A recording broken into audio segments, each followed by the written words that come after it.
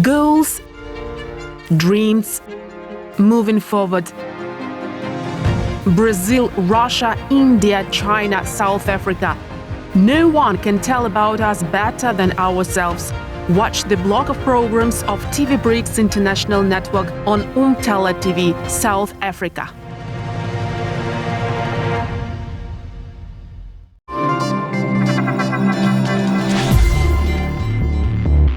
Anil Sooklal, South African diplomat, historian and religious scholar, Sherpa of the Republic of South Africa in BRICS. In 1979, graduated from the University of Durban with a degree in fine arts. Before joining government in 1995, followed an academic career at the University of KwaZulu-Natal and University of South Africa, has published more than 20 articles in both local and international journals. From 2006 to 2012, Ambassador of South Africa to the European Union, Belgium and Luxembourg. Also served as Deputy Director General responsible for Asia and the Middle East, Department of International Relations and Cooperation. Mr. Sooklal, good day and thank you so much for this interview.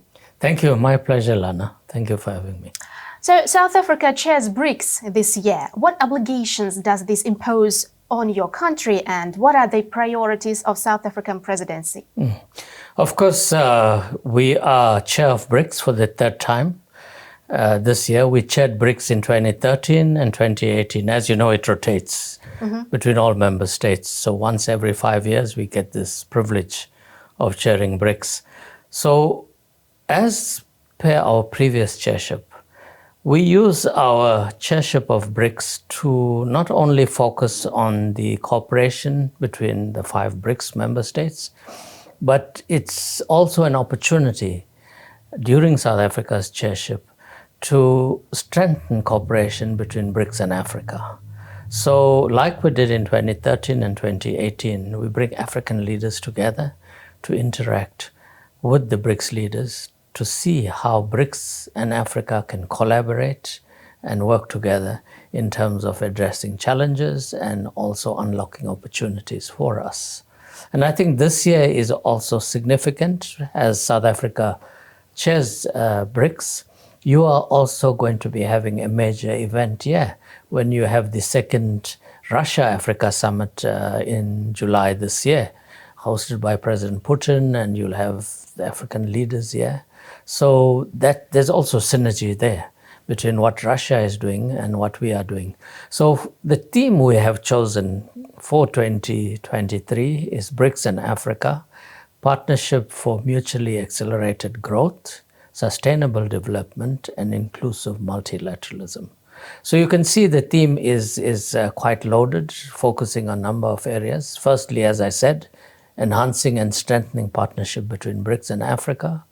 Then looking at growth for mutual benefit, especially in the post-COVID era. How do we mitigate the challenges in terms of the devastation that COVID caused to all of our economies? How can we look at enhancing global growth and also stimulating growth amongst ourselves and between ourselves?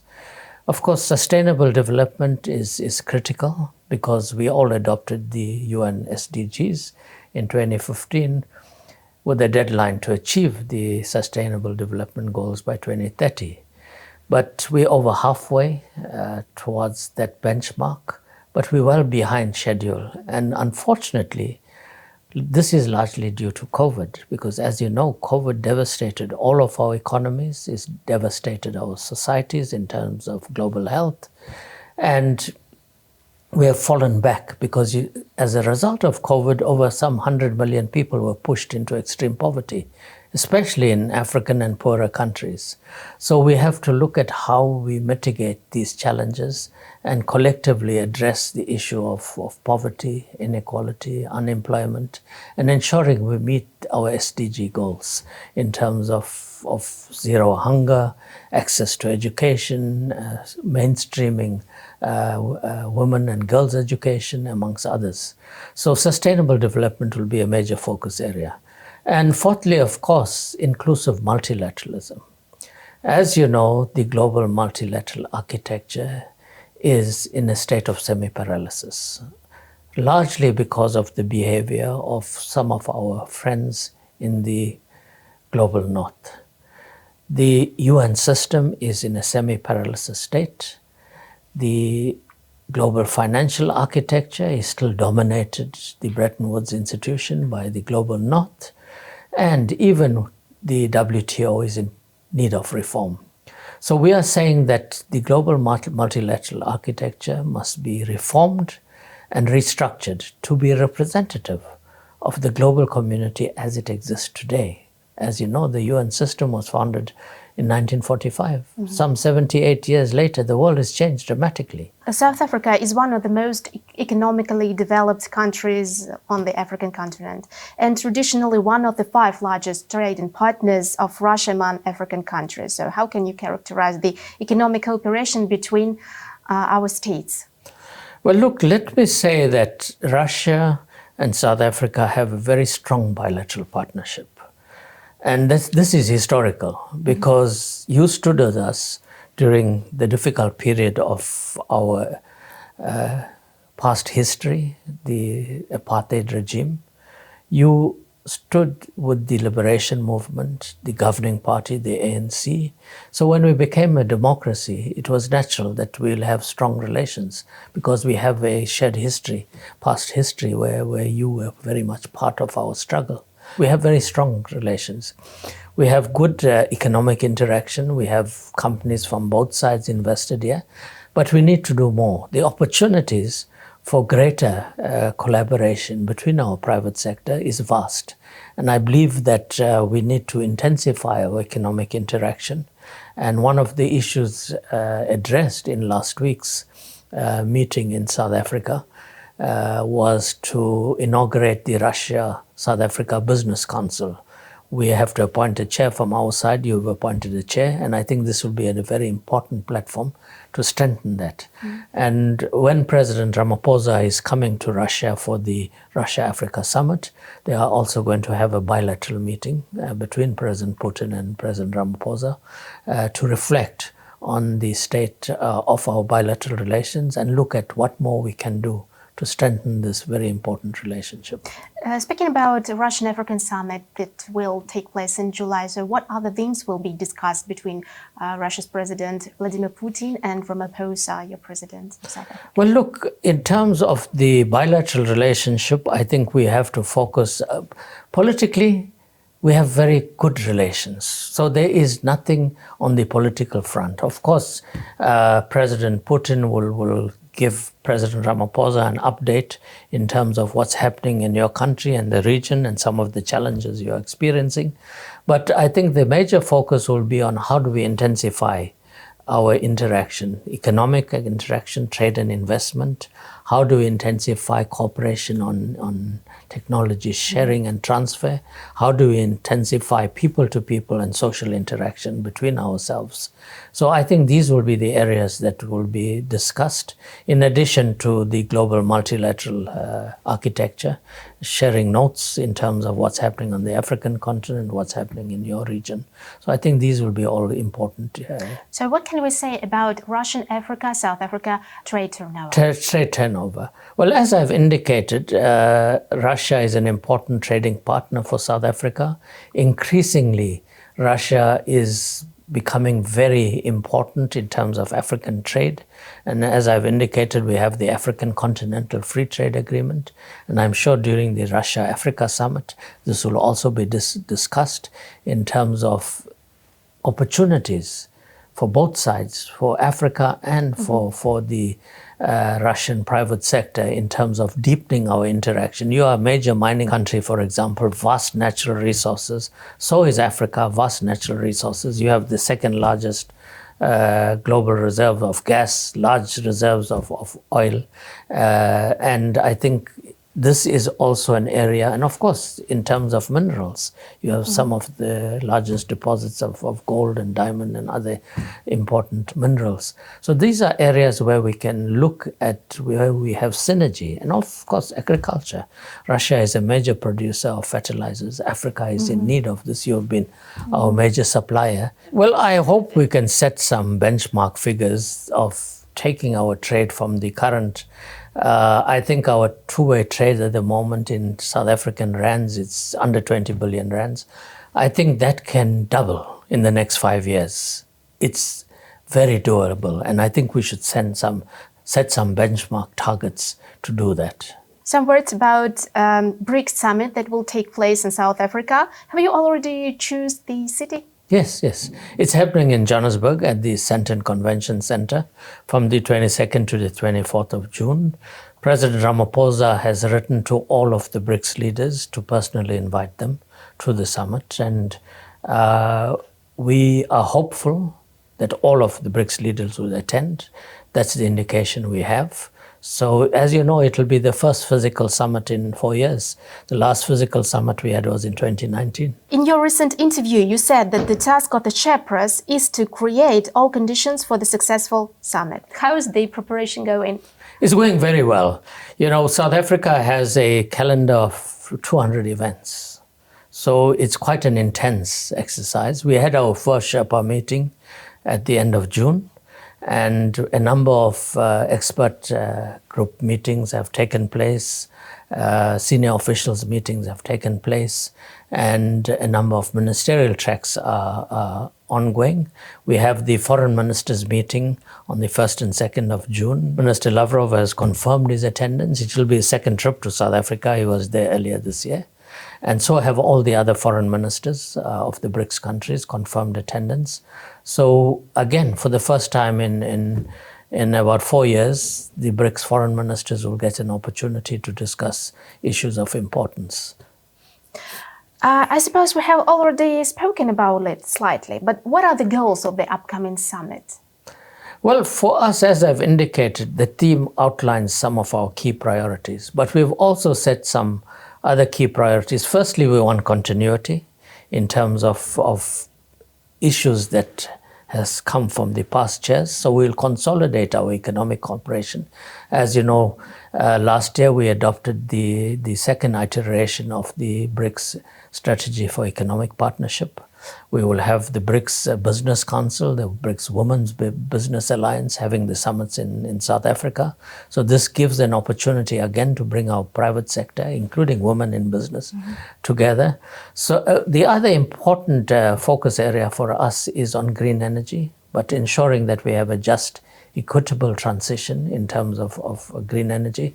And I've indicated to you one of our key deliverables is to focus on the African Continental Free Trade Agreement and opportunities for mutual beneficiary relations between Africa and the BRICS countries through the African Continental Free Trade Agreement. And of course, the other important focus area for us is looking at capacity building and skilling of our workforces. For the future of work, as you know, is impacted by new technologies. So how can we use our collective experiences and best practices and technologies in terms of looking at strengthening capacity in terms of the future of work? So what is the most important thing for the BRICS countries now? How can we strengthen them? Economics. We have to focus on strengthening our economic interaction. As you know, World Bank, IMF has predicted this year, the major part, about 1/3 of the global economy will go into recession. But not one of the BRICS countries are expected to be in recession. So there will be positive growth, and some of the fastest growths will be from India and China.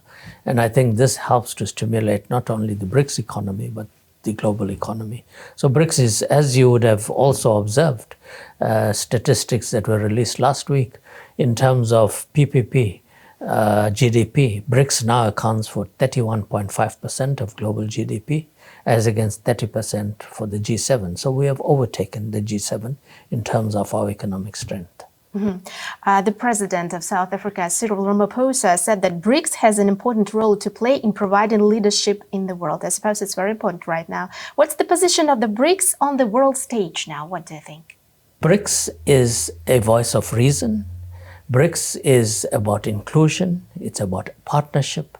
It's about cooperation and working in collaboration with the global community. BRICS has been saying that we want to create a more inclusive, equitable and just and fair global society. And this is the leadership role that BRICS has to provide. We cannot predict the future because of the many fissures that exist on the global stage at the moment. And BRICS can be an important aspect in terms of providing leadership, in terms of restructuring the global geopolitical, geoeconomic, and global financial architecture. And BRICS has the capacity to do that, and we are doing that. I suppose it's very easy to confirm your words as long as other countries want to join BRICS. What do you think about the situation? Well, look, last year at the summit in Beijing, chaired by President Xi under China's chairship, the BRICS leaders asked us as Sherpas to look at the issue of expansion and to develop guiding principles, guidelines, and criteria for expansion. Now, why did our BRICS leaders ask us to do this? Because there's been a number of countries, to date at least 13 countries, from Africa, from Latin America, and from Asia, the global south as a whole, that have written or formally approached the BRICS leaders to become a member of the BRICS. Now, this itself is positive news for BRICS because it demonstrates the trust and faith that countries from the global south has in BRICS leadership. And I think the rush to want to become part of the BRICS family is testimony that whatever we are doing on the global front in terms of championing and advancing the cause of the global south on the global stage is having a positive impact on countries. Therefore, in many countries from Saudi Arabia to Argentina to Egypt and others that have written to us to become part of BRICS. And I think this is a testimony to the trust they have in the BRICS leadership. At what level of interaction are South Africa's relationship with the other countries of BRICS? Well, we have very strong relations with all the BRICS countries. We have strong bilateral relations with India. It's a strategic partner. China is a strategic partner. Russia is a strategic partner, and so is Brazil. So on the bilateral front, we meet at the highest level on a regular basis. And as I've previously stated, that now that we are back to physical summits, the BRICS summit provides an opportunity for the leaders to meet as a collective, but it also is an opportunity to have bilateral meetings. So when the BRICS leaders are in South Africa, President Ramaphosa will have bilateral meetings with each of the BRICS heads of state government. And we also get to meet a second time because it's mandatory that on the margins of G20, BRICS leaders also meet. So at least twice a year, BRICS leaders have interaction with each other as a collective and also bilaterally.